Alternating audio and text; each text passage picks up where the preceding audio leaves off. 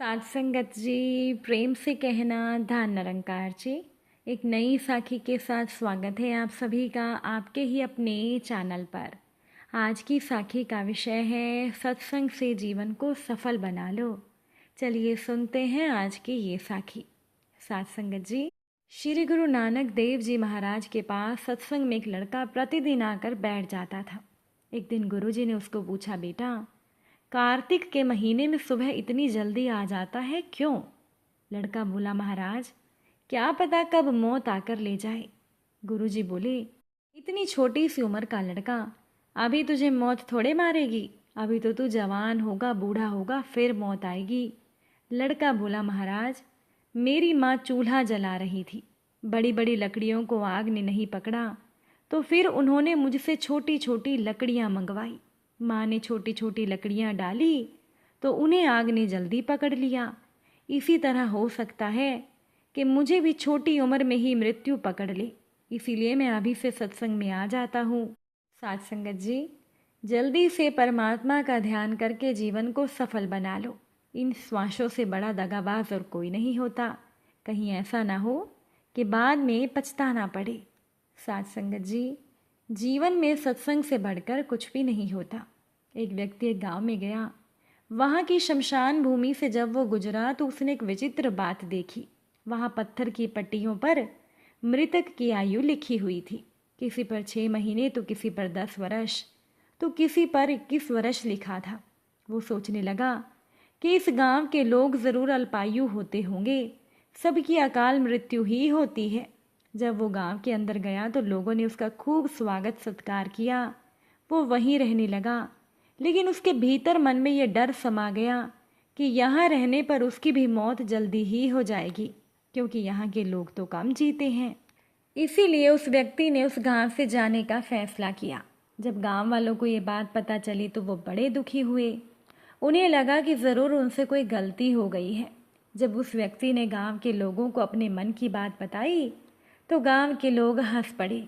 उन्होंने कहा, लगता है कि आपने केवल किताबी ज्ञान पढ़ा है, व्यवहारिक ज्ञान आपने हासिल नहीं किया। आप नहीं देख रहे कि हमारे ही बीच से 60 से 80 साल तक के लोग हैं, फिर आपने कैसे सोच लिया कि यहाँ लोग जल्दी मर जाते हैं। तब उस व्यक्ति ने शमशान भूमि की पट्टियों के बारे में बताया। इस पर गांव के एक व्यक्ति ने कहा, हमारे गांव में एक नियम है, जब कोई व्यक्ति सोने के लिए जाता है तो सबसे पहले वह हिसाब लगाता है कि उसने कितना समय सत्संग में बिताया, कितना अच्छे कामों में बिताया। उसे वह प्रतिदिन एक डायरी में लिख लेता है। हमारे गांव में किसी भी मरने वाले की वह डायरी निकाली जाती है, फिर उसके जीवन के उन सभी घंटों को जोड़ा जाता है।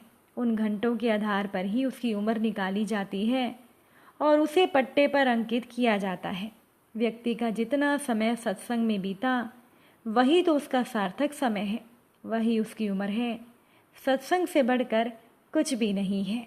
साथ संगत जी, मनुष्य के जीवन में अशांति परेशानियां तब शुरू हो जाती हैं जब उसके जीवन में सत्संग नहीं होता। संतों के संग से मिलने वाले आनंद तो बैकुंठ में भी दुर्लभ है। तभी तो कबीर जी कहते हैं कि स्वर्ग और मोक्ष के सभी सुखों को तराजू के एक पलड़े में रखा जाए तो भी वो सभी सुख मिलकर भी दूसरे पलड़े में रखे हुए उस सुख के बराबर नहीं हो सकते जो क्षण मात्र के सत्संग से मिलता है। साथ संगत जी, सत्संग की बहुत महिमा है। सत्संग तो वो दर्पण है जो मनुष्य के चरित्र को दिखाता है और साथ ही साथ उसके चरित्र को सुधारता भी है। सत्संग से मनुष्य को जीवन जीने का तरीका पता चलता है और सत्संग से ही मनुष्य को अपने वास्तविक कर्तव्य का पता चलता है। जैसे फूल से फल और फल से बीज और बीज से वृक्ष होता है, उसी प्रकार सत्संग से विवेक जागृत होता है और विवेक जागृत होने के बाद भगवान से प्रेम होता है और प्रेम से ही फिर प्रभु की प्राप्ति होती है। तभी तो कहा गया है, जिन प्रेम किया तिन्हीं प्रभु पाया। सत्संग से मनुष्य के करोड़ों करोड़ों जन्मों के पाप नष्ट हो जाते हैं। मनुष्य का मन बुद्धि शुद्ध होती है और सत्संग से ही भक्ति मजबूत होती है। और भगवान की जब इंसान पर कृपा होती है तब मनुष्य को सत्संग और संतों का संग प्राप्त होता है। सत्संग में बताई जाने वाली बातों को जीवन में धारण करने पर भी आनंद की प्राप्ति और प्रभु से प्रीति होती है। इसीलिए जीवन से सत्संग को कभी अलग नहीं करना चाहिए। जब सत्संग जीवन में नहीं रहेगा तो संसार के प्रति आकर्षण बढ़ेगा। सत्संग बहुत दुर्लभ है और जिन्हें सत्संग मिलता है उन पर तो भगवान की विशेष कृपा होती है। साथ संगत जी, एक बार की बात है कि किसी गांव में सत्संग करने के लिए बाबा कबीर जी और बाबा सूरदास जी दोनों गए। शाम को सत्संग में दोनों संतों ने खूब रस बरसाया। सत्संग चल रहा था कि अचानक से वहाँ पर भूकंप आने लगा। लोग सत्संग में से भागने लगे। तभी लोगों का हल्ला सुना तो बाबा सूरदास जी भी भागने लगे। बाबा कबीर जी को बड़ी हैरानी हुई कि संगत तो भागी भागी, लेकिन बाबा तो सिद्ध संत हैं, हम संतों को जीवन मरण से क्या मतलब। बहुत सोचने लगे बाबा कबीर जी। कुछ देर के बाद जब सब कुछ ठीक हुआ तब सब संगत फिर से पंडाल में बैठने लगी। बाबा सूरदास जी भी अपने आसन पर आकर बैठ गए। बाबा कबीर जी सूरदास जी से बोले कि बाबा, जहाँ तक मेरी समझ है, यानी कि मेरी किसी बात को आप गलत मत लेना, आप तो सिद्ध संत हैं ना, हम संतों को जीवन मरण से क्या लेना देना, पर मेरा संशय दूर करें। कृपया ये बताएं कि आप इस सत्संग से क्यों भागे। बाबा सूरदास जी बोले, जब आप कथा कह रहे थे तो इस सत्संग में मेरा बाल कृष्ण भी आपकी कथा सुन रहा था। मैं तो इसीलिए भागा कि कहीं मेरा बाल कृष्ण धक्का मुक्की में गिर ना जाए और उसको कहीं चोट ना लग जाए। मैं तो उसे पकड़ने के लिए भागा था। बाबा कबीर जी बोले, आप तो सूरदास हैं, आप तो उन्हें देख भी नहीं पाते होंगे, आप उन्हें कैसे पकड़ते। बाबा सूरदास जी बोले, कबीर जी, मैं उसे देख नहीं सकता तो वो तो मुझे देख सकता है ना। अगर कोई ऐसी वैसी बात होती तो उसने मुझे देखकर मेरे गले लग जाना था। बाबा कबीर जी बोले, बुरा ना मानना बाबा, यहाँ सत्संग में तो मेरे राम भी बैठे थे, वो तो नहीं भागे। सूरदास जी बोले, बाबा ये तो तय है कि आपका इष्ट पालक है, संसार को पालने वाला है, और बाबा मेरा इष्ट जो है वो बालक है। अब कबीर जी इतने खुश हो गए कि वो सूरदास जी से गले मिलकर रोने लगे और बोल पड़े, आप ही के कारण आज मुझे बाल कृष्ण रूप के दर्शन हुए। साथ संगत जी, हम सभी लोग समझते हैं कि कल्याण तो सत्संग से होगा, और जब हमें घर बैठे सत्संग मिल रहा है तब सत्संग करने की ज़रूरत ही क्या है। पर एक बात सोचिए कि टेलीविज़न के सूर्य से ताप नहीं लगता, ताप तो धूप में बैठने से ही लगता है ना, और धूप में रखने से घास नहीं जला करती। घास जलानी हो तो उसे आग में झोंकना ही पड़ता है। सत्संग तो गंगा जल का छींटा है, संत स्वयं गंगा है।